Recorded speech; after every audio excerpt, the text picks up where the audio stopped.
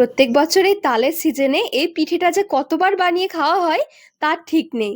বাড়ির সবার এত পছন্দ, মুখে লেগে থাকার মতন তালের পোড়া পিঠে।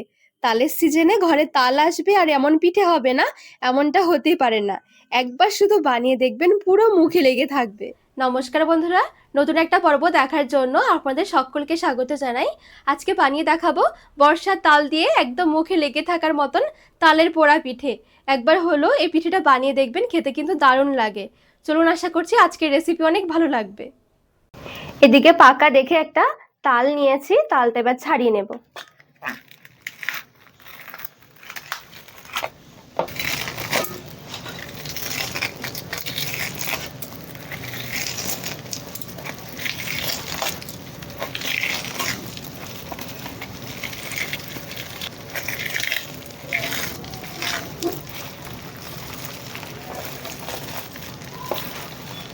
অল্প একটু জলে ছিটকে দিয়ে তাল মেখে নেব। এভাবে করে একটু কষলে নেব, তাহলে কি খুব সহজে তালের কাঠগুলো বেরিয়ে যাবে। কষলে একটু নরম করে নিয়েছি। এবারে নিয়েছি এদিকে এরকম একটা গ্রেটারের সাহায্যে ঘষে নেব।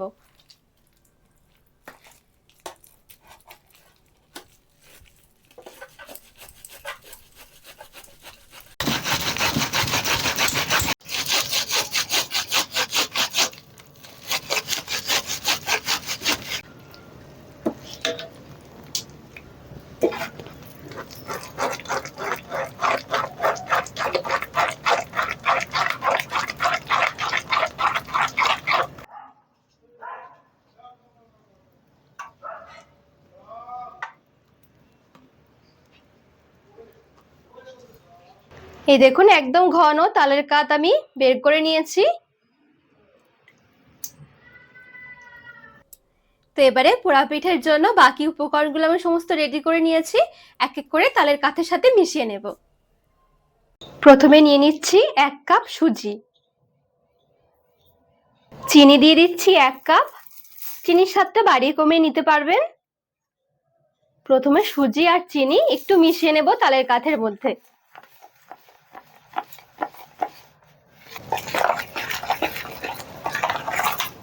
ভালো করে মিশিয়ে নিয়েছি। 2 কাপ দিয়ে দিচ্ছি চালের গুঁড়ো। এটা ভেজা আতপ চালের গুঁড়ো, আতপ চাল একটু ভিজিয়ে রেখেছিলাম, তারপরে মিক্সিতে গুঁড়ো করে নিয়েছি। কিছুটা নারকেল দিয়ে দিচ্ছি, নারকেলটা ছোট ছোট টুকরো করে নিয়েছি। আর কিছুটা কোরানো নারকেল। আর কয়েকটা দিয়ে দিচ্ছি কাজু, বেশ কয়েকটা কিশমিশ, লবণ, আর হাফ চামচ কাঁচা মৌরি। টেস্ট ভালো আসার জন্য অল্প একটু গুঁড়ো দুধও দিচ্ছি। এবারে সমস্ত কিছু হাত দিয়ে ভালো করে মেখে নেব।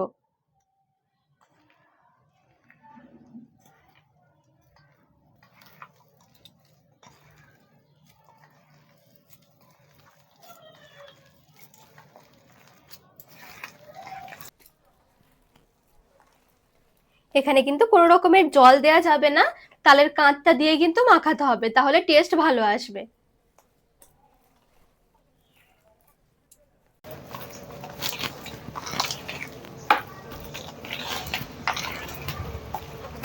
এই দেখুন, এখানে খুব সুন্দর করে কিন্তু মাখানো হয়ে গেছে। ঠিক এরকম ভাবে মাখাতে হবে, অনেক বেশি পাতলা নয়, আবার কিন্তু অনেক বেশি একটা ঘনও নয়।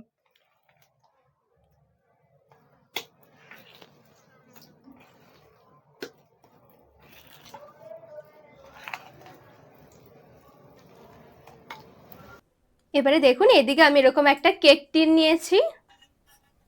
এবার অল্প একটু তেল নিয়ে নিচ্ছি। তেলটা একটুখানি এভাবে চারদিকে ছড়িয়ে লাগিয়ে নেব। এবারে দেখুন, এরকম একটা শাল পাতা নিয়েছি।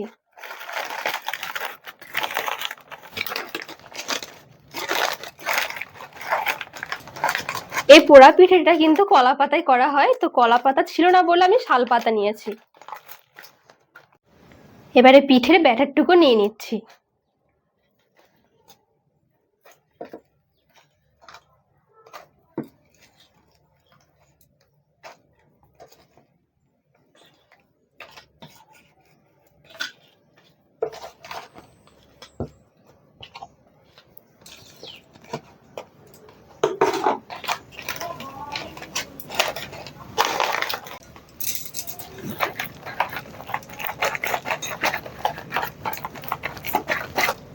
এই দেখুন ঠিক এরকম করে নিয়ে নিয়েছি।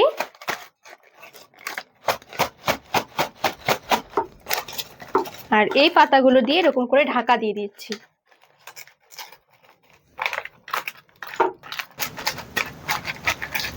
এই দেখুন ঠিক এরকম করে নিয়েছি। আর যদি হাতের কাছে কলা পাতা থাকে কলা পাতা দেবেন। গ্যাস ধরিয়ে এদিকে একটা কড়াই বসিয়ে দিয়েছি। কড়াইয়ে বেশ খানিকটা লবণ নিয়ে নিচ্ছি।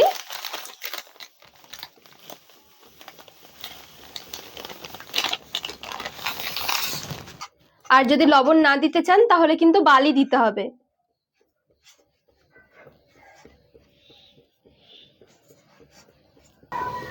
একটা ঢাকনা লাগিয়ে দিচ্ছি, ঢাকনা দিয়ে একদম ভালো করে গরম করে নেব। তো বেশ সুন্দর করে একটু প্রিহিট করে নিয়েছি। এবার এই পিঠের মোল্ড ধরে বসিয়ে দিচ্ছি। আমি কোনো স্ট্যান্ড দিচ্ছি না, পুরো একদম ডাইরেক্ট লবণের মধ্যে বসিয়ে দিলাম।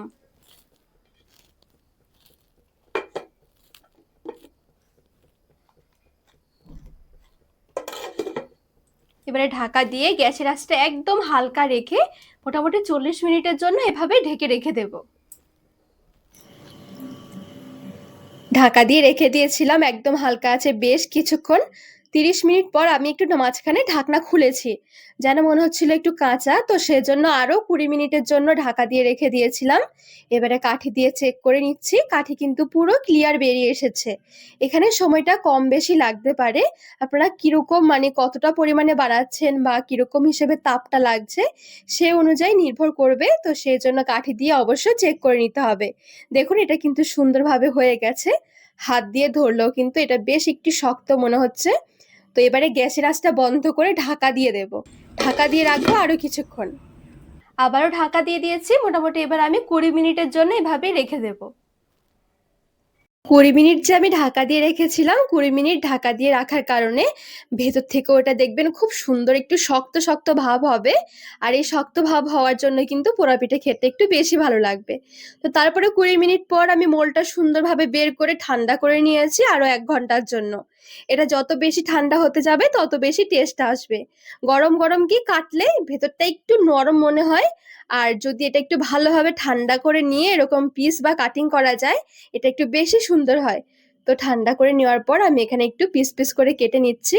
আর দেখুন ভেতর থেকে কতটা পারফেক্ট হয়েছে, কোনো কিন্তু কাঁচা ভাব নেই।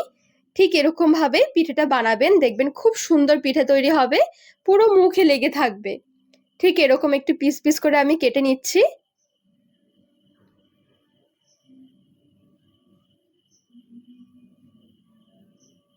দেখুন দেখতেও কি দারুণ দেখাচ্ছে।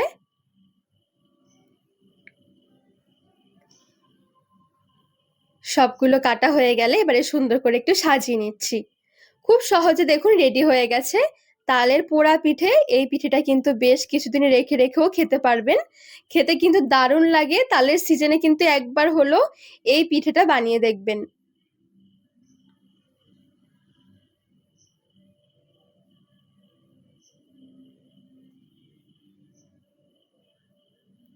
দেখুন কি দারুণ দেখাচ্ছে, কতটা লোভনীয় লাগছে।